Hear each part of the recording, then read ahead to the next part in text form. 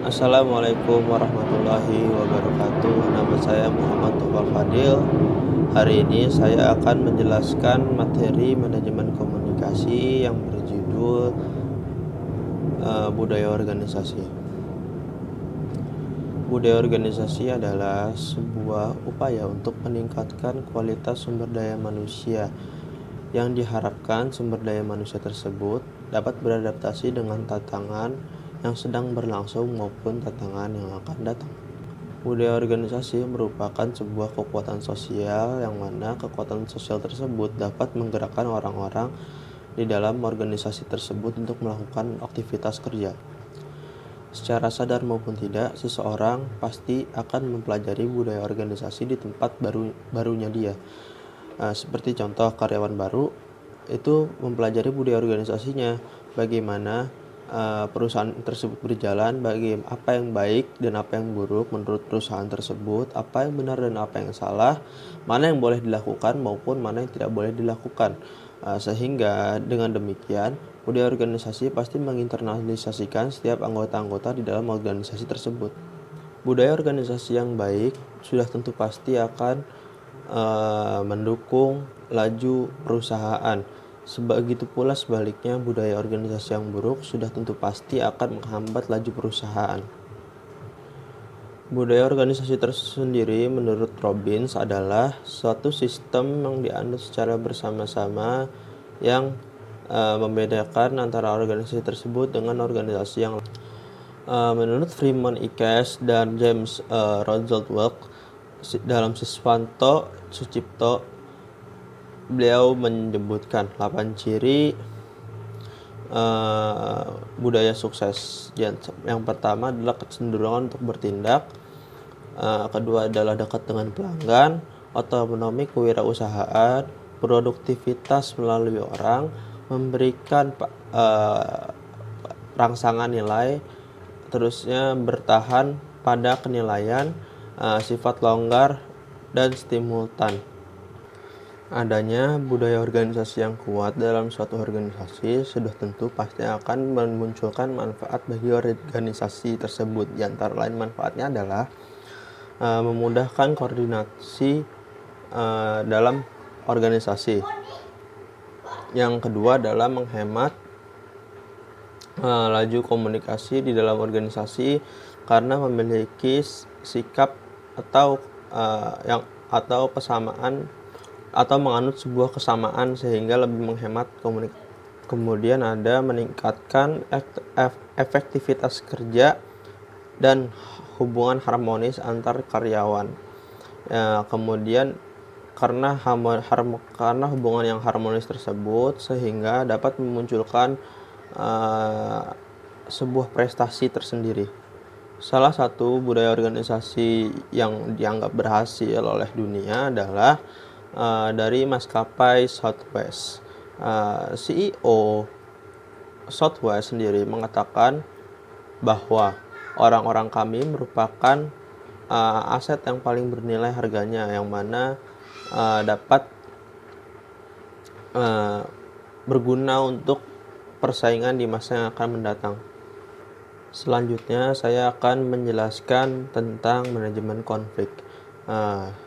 Mineri menjelaskan bahwa manajemen konflik adalah suatu proses yang rasional, yang iteratif, yang mana berlangsung secara terus-menerus sehingga mencapai suatu tingkatan yang ideal dan representatif.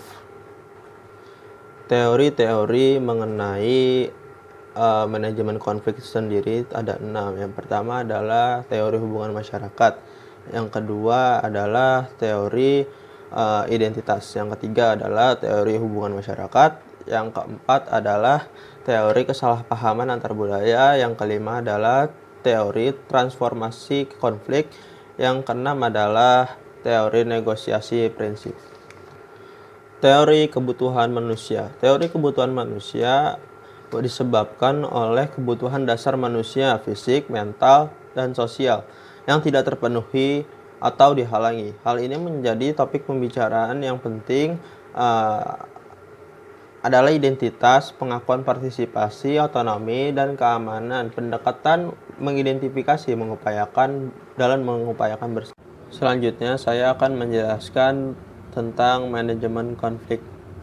Secara definisi, manajemen konflik menurut Mineri adalah suatu proses rasional dan iteratif yang terjadi secara terus-menerus mengalami berbagai macam penyempurnaan sehingga mencapai suatu taraf yang dianggap ideal dan representatif.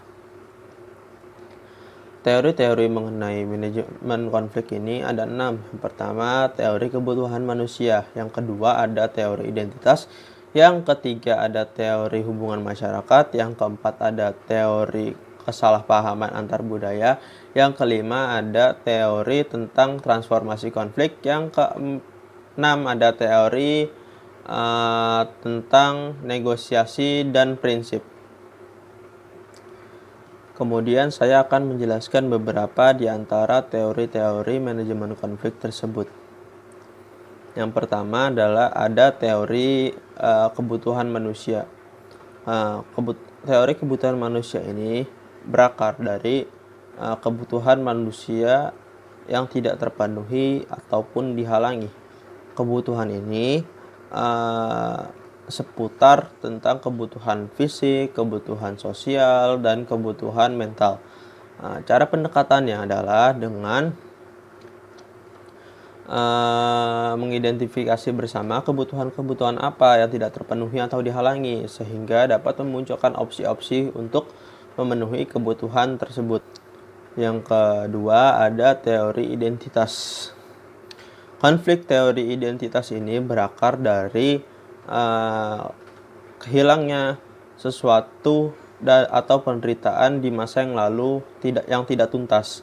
Pendekatan yang paling efektif adalah memfasilitasi lokakarya dan dialog antara orang-orang yang berkonflik sehingga membangun rasa empati dan rekonsiliasi di antara pihak yang sedang berkonflik tersebut. Kemudian ada teori transformasi konflik. Teori transformasi konflik ini berasal dari masalah ketidaksetaraan, ketidakadilan yang bersumber dari yang muncul dari masalah ekonomi, masalah sosial, dan masalah budaya. Tujuan dari manajemen konflik sendiri adalah untuk mencegah dan meminimalisir terjadinya gangguan terhadap anggota dalam suatu organisasi, sehingga anggota di dalam organisasi tersebut dapat terfokus kepada visi dan misi sebuah organisasi. Yang kedua adalah membangun rasa tenggang dan rasa menghormati keberagaman antara anggota organisasi. Yang ketiga adalah meningkatkan kreativitas anggota di dalam organisasi. Ada 5 tahapan manajemen konflik. Yang pertama adalah pengenalan, yang kedua ada diagnosis, yang ketiga menyepakati solusi, yang keempat ada pelaksanaan, yang kelima ada evaluasi. Tahap-tahap berlangsungnya konflik menurut Mulyasa itu ada 5 tahapan secara umum. Yang pertama ada tahapan potensial, yaitu munculnya rasa perbedaan antara individu dan organisasi atau lingkungan sehingga memunculkan potensi untuk terjadinya konflik.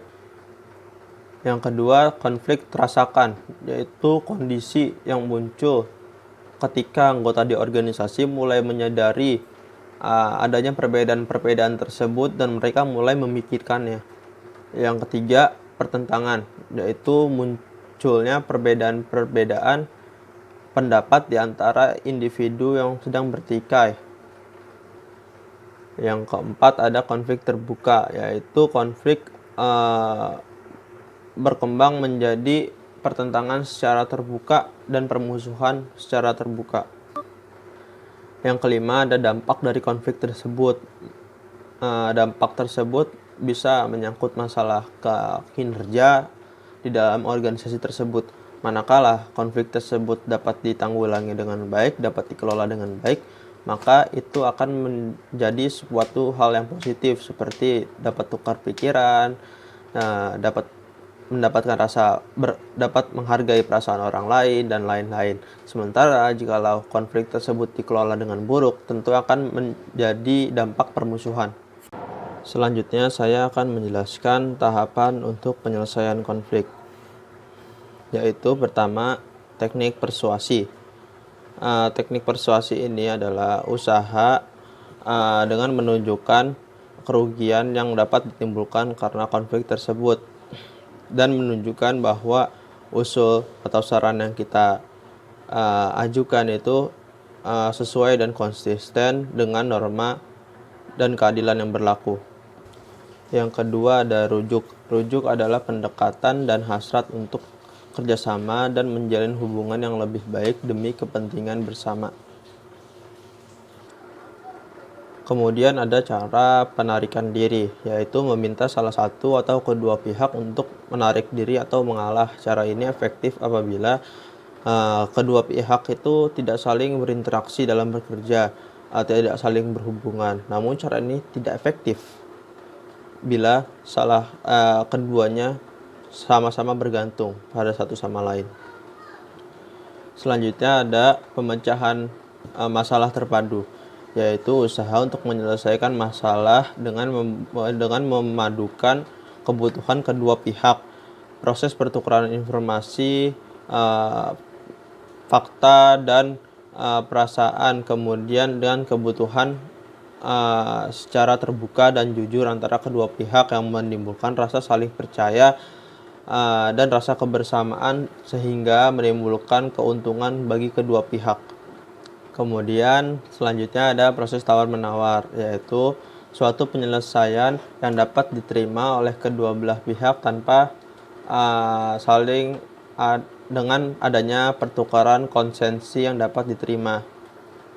Kemudian ada cara pemaksaan dan penekanan. Cara ini sangat efektif apabila salah satu dari orang-orang yang berkonflik itu mempunyai wewenang formal atas pihak lain.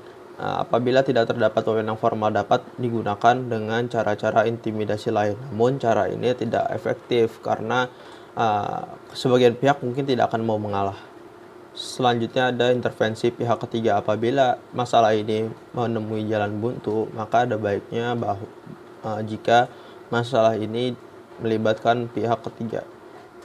Penyelesaian konflik dengan pihak ketiga ini bisa berupa dengan konsultasi, arbitrase, dan juga penengahan masalah. Manfaat dari manajemen konflik perusahaan adalah pertama, dapat mengembangkan kompetensi antar individu dalam perusahaan tersebut. Yang kedua adalah dapat mengevaluasi suatu sistem. Apakah suatu sistem itu sudah dapat berjalan dengan baik atau malah menimbulkan konflik. Saya kira sekian dulu video penjelasan saya tentang materi-materi di atas. Kurang lebihnya mohon maaf. Wassalamualaikum warahmatullahi wabarakatuh.